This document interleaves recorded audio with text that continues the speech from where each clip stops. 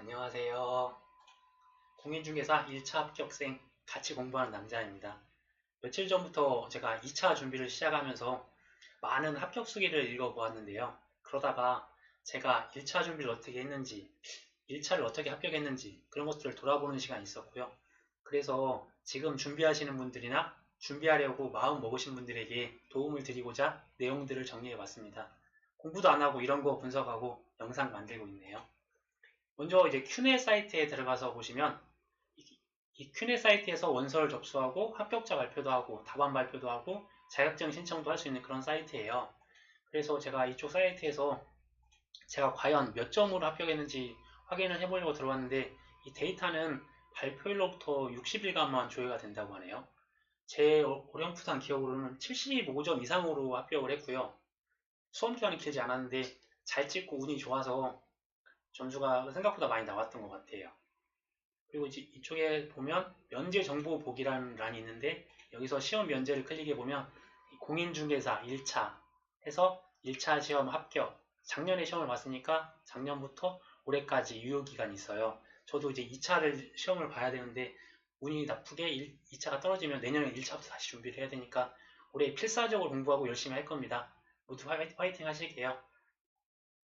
저 같은 경우 이제 인터넷 한 사이트를 통해서 인강을 작년 8월 14일부터 공부를 하기 시작했어요. 그해 10월 25일경에 시험이 있었으니까 실제적으로 수험 기간은 2개월하고 10일 정도가 되겠죠. 약 70일 정도 수험 기간이었는데 제가 1, 2차를 같이 준비하다가 1차라도 꼭 합격을 하자라는 생각에 10월부터는 2차를 안 보고 1차만 봤어요. 그래서 최종적으로 보면 1차만 공부한 기간은 약 한 달하고 보름 정도라고 보시면 되세요. 한 45일 만에 운이 좋게 잘 찍어서 합격을 했던 것 같아요. 제가 어떻게 공부를 했고 어떤 생각으로 공부를 하는지 그런 사항들을 간략히 말씀드리면 객관식 시험이잖아요. 전략적으로 잘 찍자. 그게 포인트예요. 네. 그게 시작이자 마지막입니다. 우리가 공부하는 시험은 40점 미만은 과락, 평균 60점 이상이 합격인 객관식 시험이에요. 잘 찍으면 공부 안 하고 합격할 수 있어요. 그러니까 포기하지 마시고 같이 잘 찍어보아요. 제가 이제 공부를 하면서 그런 노하우들을 계속 공유해 드릴 거예요. 40문항 중에서 16개 이상 맞으면 과락을 면하고요. 24개 이상을 맞으면 60점 이상으로 합격을 하게 되는 겁니다. 이 30회 동안 이제 시험이 이제 유지되다 보니까 정답 번호의 1번부터 5번까지에 대한 비율 같은 게 좀 유사하게 나오고요. 그리고 마지막에 가장 정답이 조금 나온 것들을 같은 번호로 찍으면 확률이 약 한 20% 정도 되잖아요. 그런 방법들로 공부를 하시는 분들이 많았는데 이 전략적 찍기를 통해서 확률을 훨씬 높이고 합격할 수 있는 부분들이 더 높아질 수 있게 그렇게 공부하시면 좋을 것 같아요. 문제잖아요. 문제다 보니까 출제 의도를 알면 맞힐 확률이 엄청 높아져요. 그래서 이게 30회 동안 쌓여있는 29회까지가 작년이었죠. 29회 동안 쌓여있는 기출문제들을 가지고서 그와 유사한 문제들을 그 많은 문제들을 접하시면 공부하시는데 훨씬 도움이 많이 되실 것 같아요. 저 같은 경우는 보고 듣고 읽기만 했어요. 단 한 문제도 제가 직접 풀어보거나 그러진 않았어요. 대신 이 출제 의도를 옆에다가 요약집이나 문제집에 메모를 했어요. 예를 들어서 보면 무효 문제를 풀어요. 그러면 이 출제자가 취소가 답인 거예요. 그러면 무효 대 취소. 이 출제자는 무효와 취소를 구분이 가능한가? 그걸 물어보고 싶었다는 거죠. 그럼 옆에다가 뭐 vs 취소 가능한가? 그냥 그런 걸 메모를 해놓는 거예요. 또 다른 예로는 여러 가지 법들이 있는데 어떠한 법의 기한이 15일이에요. 그런데 유사한 법의 기한이 30일이라고 가정했을 때 이 출제자는 이 다른 법의 기한이랑 이걸 헷갈리게 내거나 착각하고 있는지 그러니까 유사하게 해서 틀리게 하는 거죠. 이런 게 출제 의도라고 생각을 해요. 그래서 그 문제나 그 요약집에다가는 그 유사법이랑 기한 30일이라는 걸 이제 메모를 하는 거죠. 그런 게 저는 이제 출제 의도라고 생각을 해요. 그리고 그렇다 보니까 많은 문제를 보고 듣고 읽기만 하셔도 이 출제 의도만 메모하는 습관만 들여도 출제자가 될 정도의 실력을 갖게 되는 거죠. 저 같은 경우 이제 새로운 문제 보고 기본서 찾아보고 그런 시간들을 갖는 거에 비해서 한 문제를 더 보고 그 문제에 대한 의도를 파악을 하자. 그런 거에 중점을 두고 공부를 했던 것 같아요. 기출문제나 모의고사 1회차를 다 문제를 보시면 그런 문제라는 게 중요한 부분들이잖아요. 아예 그냥 알지 않아도 되는 것들은 이제 중요하지 않는 부분들이라서 문제로서도 출제가 잘 안 돼요.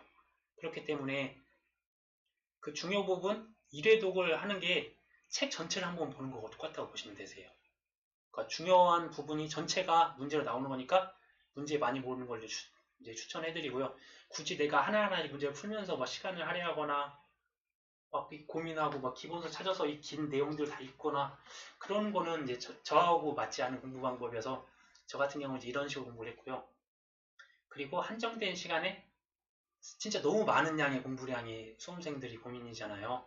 제가 신청한 인강의 경우에도 잠시만요. 보면 이렇게 이런 과정으로 해서 뭐 기본 이론, 문제풀이, 핵심 이론, 모의고사 막 이런 것들 다 보면 약 306시간이에요. 306시간.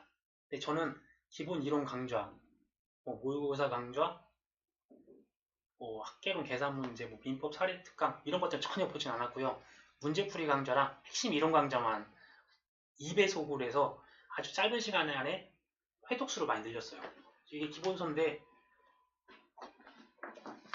네, 단 한 페이지도, 아니, 내용을 단 한 페이지도 보지 않았어요. 대신 목차랑 이런 체계 같은 경우는 이렇게 꾸준하게 봤고요. 나머지 이 안에 있는 내용들은 단 한 문장도 읽지 않았습니다. 그리고 이제 제가 유학집이라 문제풀이집 같은 경우는 제가 메모하고 체크하는 부분들은 제가 합격을 하고 나서 지인분이 요청을 하셔서 그냥 지인분에게 드려서 제가 그건 갖고 있지 않아서 보여드릴 수는 없고요. 대신 이제 2차를 준비하면서 어떤 식으로 공부하는지 그런 부분들은 계속 공유해드리도록 할게요. 그리고 내용들을 보면 그래서 공부할 양이 너무 많다. 그래서 고득점 파트를 정해서 공부하고 줄이면 줄일수록 양이 줄이면 줄일수록 무한 반복이 되기 때문에 회독수가 많이 늘어나고 그 부분들에서는 확실하게 맞출 수 있는 부분이 생기는 거죠. 그래서 저 같은 경우는 선택과 집중을 하라. 그래서 사람마다 틀리잖아요. 민법이 더 강하고 학계론이 강한 부분이 있으면 한 가지만 선택하라는 거. 아니 다 하셔도 돼요. 저처럼 다 하셔도 상관없어요. 그리고 민법에서 물권법이랑 계약법, 물권법에서 85%가 나오고 계약법이 15%가 나온다. 그런 부분들이 있는데 이런 부분들을 선택하고 집중할 수 있게. 그 다음에 학원을 갈 건지 인강을 갈 건지 저 같은 경우 인강을 했죠. 이제 그런 부분들을 잘 정리를 하시고 준비를 하시면 짧은 시간 내에 좋은 성적을 내실 수 있으실 것 같아요. 저는 이제 기본적으로 요약서하고 문제풀이 인강만 들었고요. 2배속으로 들으니까 한 2일이면 한 과목이 끝나더라고요. 계속 반복했고요. 문제풀이까지 한 일주일 정도면, 그러니까 이론이랑, 그러니까 요약 이론, 그 다음에 문제풀이를 같이 인강을 들으면 두 과목 정도를 이제 일주일 만에 다 했었어요. 그래서 9월 한 달간은 1, 2차 한 2회독 정도 했고요. 10월부터는 마음이 조급해져서 1차라도 합격하자는 마음이 아까 전에 말씀드렸던 1차만 보기 시작했고요. 그래서 일주일에 인강을 한 2배속으로 들으면 일주일 만에 이제 한 번을 다 보게 되는 거죠. 이제 이런 패턴으로 가다 보니까 추가 한 최소 4회독 이상은 했던 것 같아요. 그래서 이제 그런 선택과 집중이 필요하시고, 그리고 마지막으로 가장 중요한 거는 공부 시간만큼 쉬는 시간도 엄청 중요해요. 저희 머리에 한계가 있고 집중할 수 있는 시간들이 한계가 있기 때문에 포모도로 공부법이라 그런 것도 유명한 게 있는데 25분 공부하고 5분간 쉬든지 50분 공부하고 10분간 휴식을 하든지 하는 방법도 있는데 저 같은 경우는 이제 50분 공부하고 무조건 10분을 쉬었어요. 이게 10분에 아무 생각도 안 하고 문외 상태로 있으면 있을수록 다음 50분 동안에 집중할 수 있는 시간들이 훨씬 많아지고요.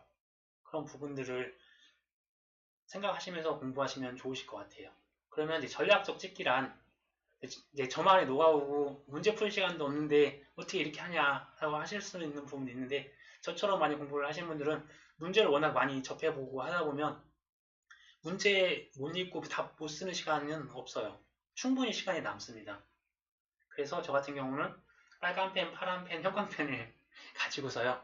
1번부터 40번까지 메모한 거 메모지를 가져간 다음에 막 체크를 해요. 제가 애매하고 모르는 것들은 그냥 이렇게 파란색으로 해놓고 정답은 제가 확실하게 정답을 아는 거 그런 것들만 옆에다 체크를 해서 놓고, 그리고 답이 확실하게 아니다. 이건 죽어도 답이 아니다라는 거는 빨간색으로 X 표시를 딱 해놓든지 아니면 이거 표시를 해놔요. 그리고 나오면 이제 노란색이랑 빨간색을 다 합해보면 답이 나오잖아요. 그러면 5번이 답이 제일 조금 나온 거예요. 그러면 5번을 다 찍되, 예를 들어서 1번 문제가 5번 답이 아니에요. 그러면 내가 굳이 5번을 찍을 필요가 없잖아. 근데 나중에 쫓기다 보면 이거 체크를 못하니까 미리 준비를 해두다 보면, 원래는 5개 중에 하나 찍어야 되니까 20% 확률인데, 이거 5번은 답이 아니라고 생각을 했고, 이것도 답이 아니라는 것도 제가 체크해놨기 때문에 1번과 4번 중에 찍는 거예요. 그러면 확률이 20%가 아니라 50%가 되는 거죠. 그러니까 얼마만큼 빨리 문제를 풀고 이런 것들을 체크할 수 있는지, 실질적으로 보면 저같이 하는 분들은 찍기도사예요. 찍기도사 같은 경우는 20% 정도 확률로 해서 문제를 맞출 수가 있는데, 저 같은 경우는 이런 것들 배제하고 찍기 때문에 확률이 20%에서 50% 이상까지도 나올 수가 있다는 거. 그래서 이런 부분들도 잘 할애해서 찍으시면 도움이 되실 것 같아요. 저 같은 경우 이제 공부 방송을 같이 하고 있고요. 이러한 부분들 제가 평일에는 오전 10시부터 오전 그 다음날 새벽 1시까지 실시간으로 라이브로 해서 지금 공부하는 모습들을 찍고 있거든요. 그러면서 공부 팁 같은 거나 공부하는 그런 부분들 같이 하고 있으니까 그런 부분들 같이 할 수 있었으면 좋겠네요. 파이팅 하시고요. 제가 이 다 좋은 내용들 있으면 또 업데이트 하도록 하겠습니다. 파이팅!